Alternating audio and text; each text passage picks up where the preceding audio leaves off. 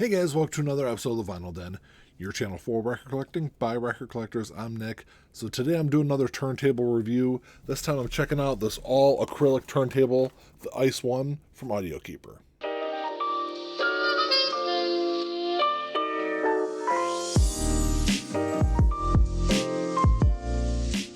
There's a bunch of links down below. You got links for the Vinyl Den Facebook group, for the merch page, for the Spotify and Apple Music playlist that I put together every week, and the Patreon page. So make sure you check all that out. Like always, if you enjoyed the episode, make sure you give me a thumbs up, hit that subscribe button down below, and make sure you hit that notification bell so you're notified every time I release new episodes. A little background on Audiokeeper. They're a business that's been around for several years now. Started out by a group of individuals who just loved music and wanted to create high-quality turntables at an affordable price. One thing I noticed right away is there's a couple of pictures or a couple of images on their website. You want to check out their website, I'll put a link down below.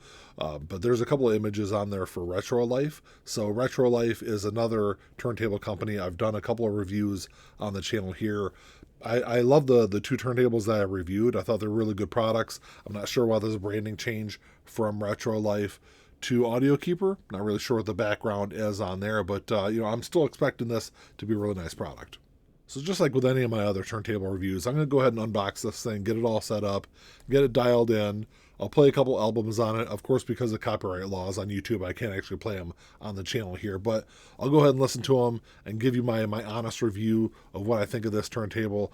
And if you're interested in this, if you're interested in any of their other turntables, you can use promo code NICK5. I'll put all that down in the description down below. You can get 5% off this turntable or any other turntables on their site. And like with any of the reviews on my channel, regardless of how I get the product, the opinions I share are mine and mine alone. These aren't vetted by the companies. These aren't pre-screened. This is my honest opinions of what I think of these products. So as far as the packaging goes on this, there's not a whole lot on the box itself. It's got this nice design on the top of it here. And then it just says ICE1 belt drive turntable, Audiokeeper. Like you see, it's an all acrylic turntable. And then it just has the Audiokeeper logo on the side of the box there. Looks like it's packaged pretty nicely. I like that they use corner guards on the packaging to kind of help keep the corners from caving in during shipment.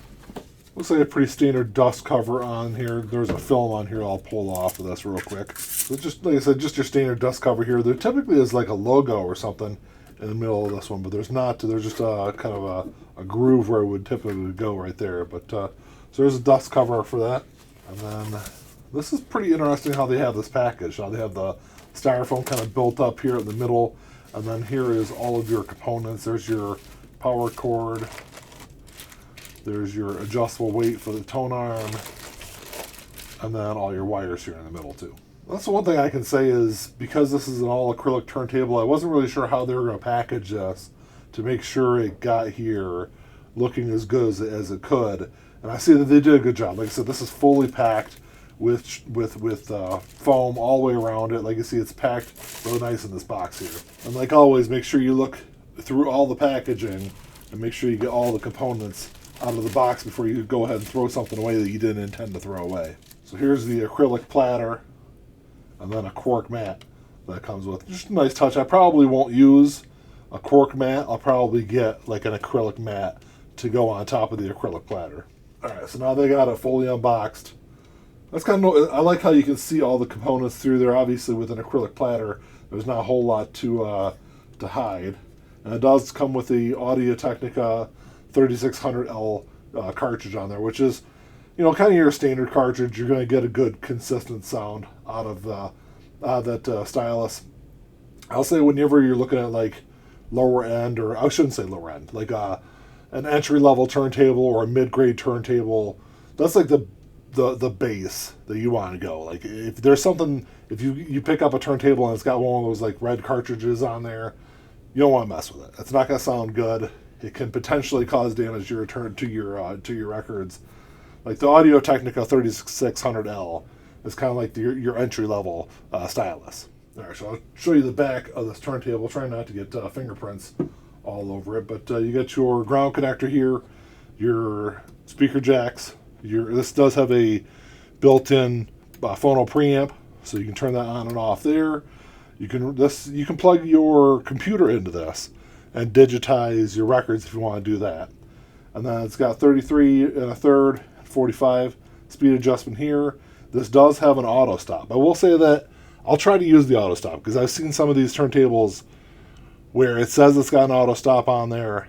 You turn it on and it doesn't work. So that's one of the things I will definitely check with this turntable.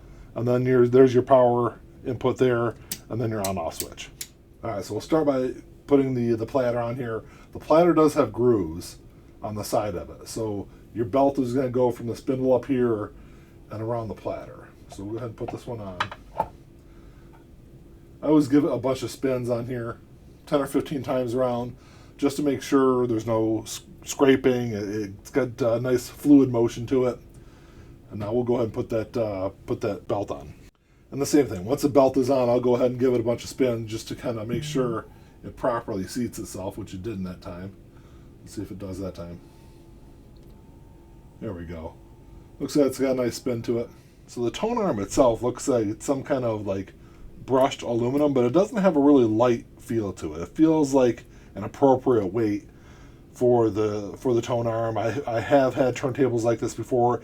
That's one thing I can say about my Fluence. I've got a Fluence RT85 as my primary turntable. And that's like the only complaint I can have about that turntable is the tone arm itself. It's a nice turntable, but it feels a little light. So this feels like a little bit heavier, just a tad heavier than what the tone arm is on my Fluence. And I pulled out the user manual just to make sure I was putting the counterweight on the tone arm correctly, and I just realized that the booklet, the manual even says retro life on it. So the counterweight on this turntable works about the same way it does on a lot of other turntables. I'm just going to slide this on and turn it till I get this tone arm in kind of a neutral position where it kind of just rests, kind of balances itself between the resting position and the position of the platter. So I did have a hard time getting the tone arm to a nice neutral position. I did end up having to cheat a little bit. So this is a tone arm scale. You can pick these up off of Amazon for 10 or 12 bucks typically. I had to use this to get this dialed in. So you just kind of turn this on. So it says you should have the weight of this tone arm should be about 3 grams. So I'll show you how I got this all dialed in. So I ended up just putting this on the tone arm. Putting this on the scale. You can see it's actually still a little light. So I'll go ahead and dial this in just a little bit more just to get it to 3 grams here.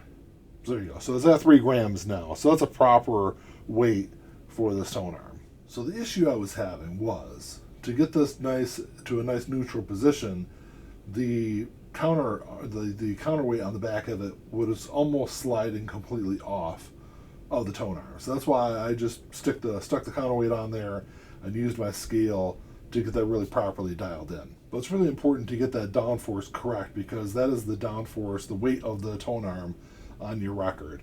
And having it too high can potentially cause damage to your records over time. Alright, so now this thing is fully functional.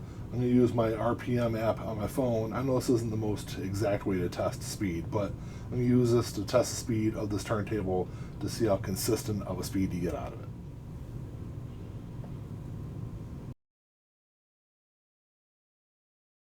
As you can see, 33.46, so it's not like a hair fast, but still within the range of the range of acceptable speeds for a turntable.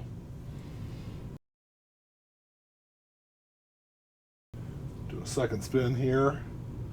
33.41, so still pretty close to the first speed. Like I said, that's still a pretty decent speed for a turntable. I don't think you're going to really notice that slight difference in speed. So there is a pitch adjustment on this turntable, so I'm going to try to dial this in just a little bit. Let's see if we can get this thing as close to 33 1/3 as I can.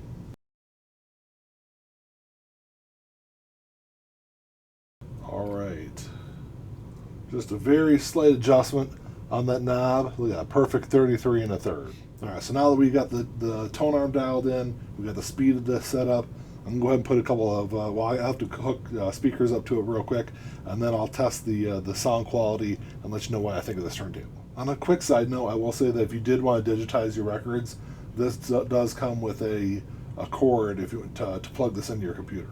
So I was surprised to find out that I don't actually have any speakers that have RCA connectors on them. So The only speakers I have to use are the speakers that are connected to my computer, which are pretty nice speakers, got a nice subwoofer and everything to them. So I think I'm going to get a good sound out of this. So I'm going to grab an album, toss this on, and see how this thing sounds. I got a copy of Rock and Roll High School here. I'll toss on real quick.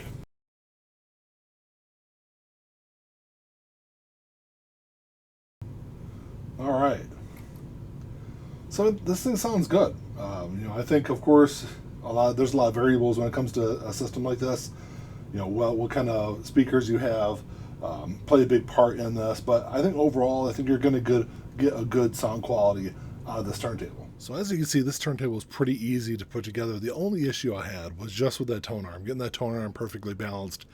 Like I said, if you're going to spend this kind of money, or if you're going to spend a couple $100 on a turntable, I always recommend spending the 10 or 15 bucks and make sure you get yourself a good scale also. Like I said, you can pick them up off of Amazon for pretty cheap. Really help dial in this turntable to get that tone arm exactly what it needed to be. Also, once I moved my camera, I realized I didn't test the auto stop on there. I did stop it. It did work just fine. So that's a good feature. Kind of keep that in mind if you're looking at a turntable like this. As far as cons for the turntable, I didn't really have a whole lot other than the fact that it was kind of hard to get that tone arm properly adjusted. But like I said, if you've got a scale, it makes it a whole lot easier to do that with. The only other thing I could really pick on is, that's kind of a complaint I have for a lot of turntables out there, is I'd like to see adjustable feet on this turntable. So one of the big questions I had going into this review was, how heavy was this turntable going to be? Because with a typical turntable, they're made out of wood, they're wrapped in whatever they're wrapped in, and it's got enough weight to the plinth itself to really dampen any kind of vibration. And that was a concern I had with this. And I will say that there is some heft to this. This is not a light turntable. Even just kind of holding it up here for a couple of minutes, it's kind of hard to hold it. So like I said, it's got a good weight to it. I don't think you're going to have any kind of vibration issues with this turntable. So as far as pricing for this turntable, I think the normal price for this turntable is $4.99, which I don't think is a really great price for this turntable. For that same price, I think you can get a Fluence RT85, which is going to be a better overall turntable than this. But if you go on their website, I think it's $3.99 is what they've got it listed at now, which I think is kind of in line with a lot of other turntables in similar quality. I think it's a pretty good price. And like I said, if you use the promo code NICK5, you'll get an additional 5% off. So if you're looking for a good quality turntable, if you're looking to upgrade from like a suitcase player or a Victrola or something like that, I think this is a good option. I wouldn't call this a mid-grade turntable. I think this is still kind of an entry level, but it's kind of like a higher end entry level turntable, kind of comparable to some of like the Audio Technicas that are out there. Well, that's all I got for you today, guys. Thanks for checking the show out. Make sure you drop me a comment down below. Let me know what you guys think of this ICE1 turntable from Audiokeeper. It looks pretty cool. It sounds really good. I think this is going to be a good quality turntable. Like I said, it's got a lot of really adjustable parts on there, like adjustable counterweights. You can upgrade the stylus and things like that. You can make this a better turntable than what you're already getting in the package. But let me know what you guys think. Like always, if you enjoyed the episode, make sure you give me the old thumbs up. Hit that subscribe button down below. That's all I got. Until next time, keep on spinning. Peace.